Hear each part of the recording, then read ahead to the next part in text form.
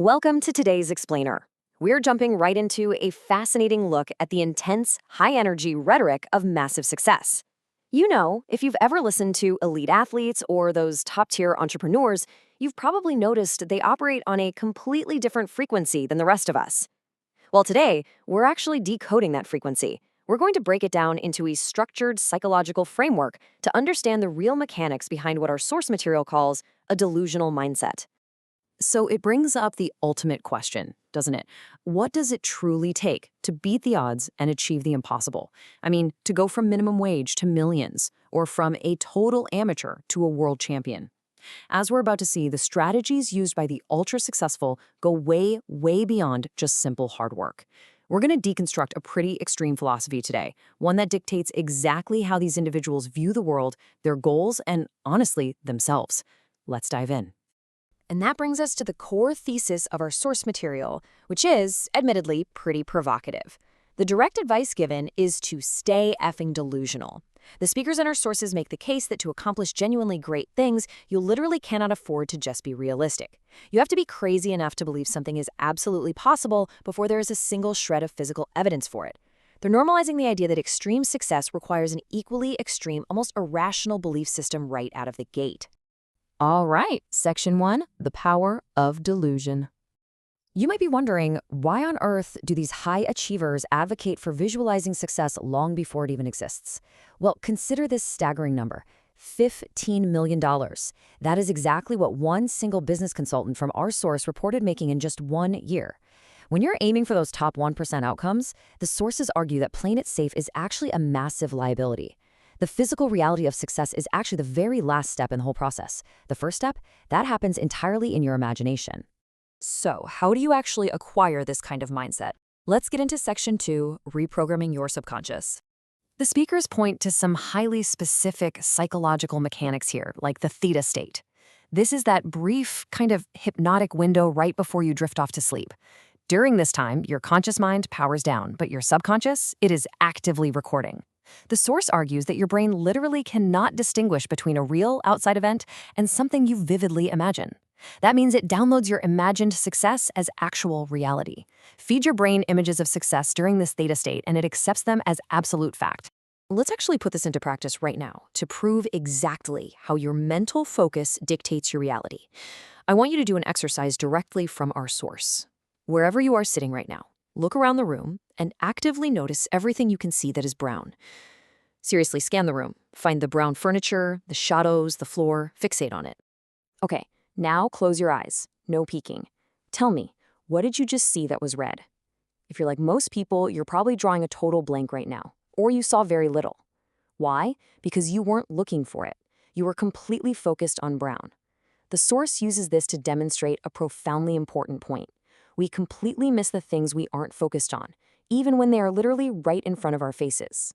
So the crucial takeaway is that this isn't just some clever party trick. It's actually driven by a biological perceptual filter in your brain called the reticular activating system, or RAS. Every day you are surrounded by millions of bits of information, resources, solutions, you name it. But your RAS filters them out based on your mental programming. By being delusional about your success, you literally hack this biological filter. You program it to start noticing the open parking spaces, the vital networking connections, and the massive financial opportunities that were always there. Moving right along to Section 3, shifting your reality filter. How do we consciously, manually adjust this filter every single day? Our source material looks back to some pretty rigorous historical frameworks, like Andrew Carnegie's formula for establishing a definite purpose. It's absolutely not about just casually wishing for a better life. Step 1, write down your exact, precise desire.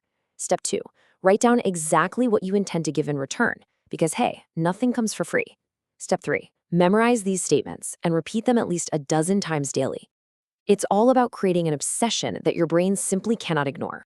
Beyond Carnegie's famous formula, the source breaks down specific daily affirmation tactics that these high achievers use all the time. Things like waking up and immediately declaring, I believe something wonderful will happen today.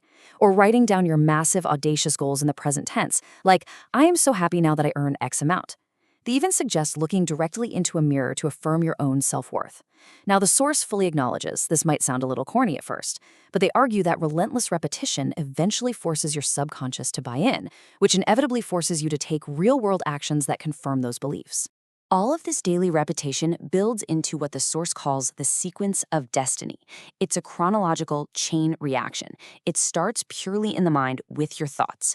Those thoughts control your feelings, which then dictate your actions. Repeat those actions and they become your behaviors. Your behaviors eventually build your lifestyle, and ultimately, your lifestyle determines your destiny.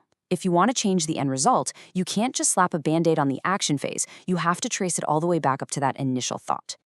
Which brings us to Section 4, the wealth mindset. How does this newly reprogrammed brain specifically view money? The source material sets up a really stark juxtaposition here.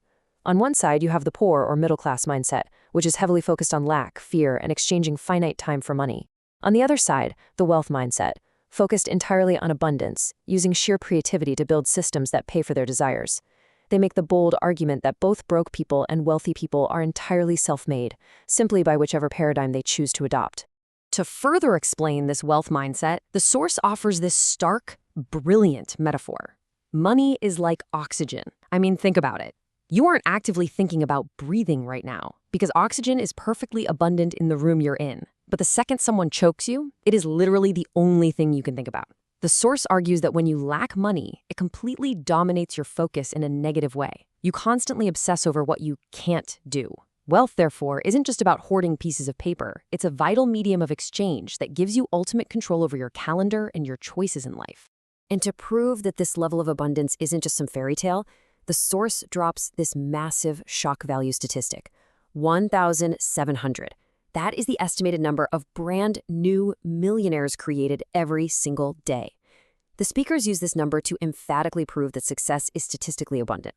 It's happening constantly, on random Tuesdays to ordinary people who simply decided to shift their mental programming and take massive action. Finally, let's bring it back to reality. Section 5, speed, risk, and action.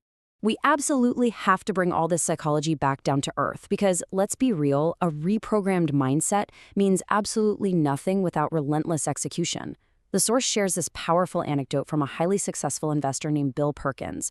When someone asked him the secret to his wealth, his answer had nothing to do with complex algorithms. He just said, "I move really fast." By the time someone else has a decent idea and is busy making their business plan absolutely perfect, he has already started, made 3 mistakes, and found a much better way. The big lesson? Getting things done quickly and being willing to make mistakes fast is going to beat perfect planning every single time. Now, when you move fast, you are inevitably going to fail. But I absolutely love how the source leans into this fantastic modern metaphor to completely reframe failure. Think about Google Maps for a second. When you take a wrong turn, the app doesn't scream at you, "You idiot, you failed." It just calmly says, "Recalculating," and finds a new route. That is exactly how the source says we have to view business failures and life detours. You aren't lost forever, you are simply recalculating. And honestly, that detour might be exactly the lesson you needed to reach your final destination. To summarize the practical and honestly pretty harsh demands of this philosophy, execution comes down to a few core things. First, only risk takers win. Doing what everyone else does just gets you average results. Second, you have to aggressively cut out distractions if you want to build anything great. Third, push your absolute limits of tolerance in your 20s and 30s to see what you're truly capable of. And finally, you have to pay the success tax, which means immense stress and inevitable failure along the way. Manifestation is required, yes, but it must be heavily backed by an extreme work ethic and a very high tolerance for risk. We're going to wrap up today's explainer with this really provocative thought straight from the source material. Are your dreams bigger than your fears? The core message here is that the real problem isn't aiming too high and missing. The ultimate tragedy is aiming way too low and actually hitting it. You have to design a vision of your future that is so massive and so compelling that it absolutely dwarfs your fear of failing. I really hope this breakdown helps you harness your own focus and aim just a little bit higher. Thanks so much for joining me on this explainer, and I'll catch you next time.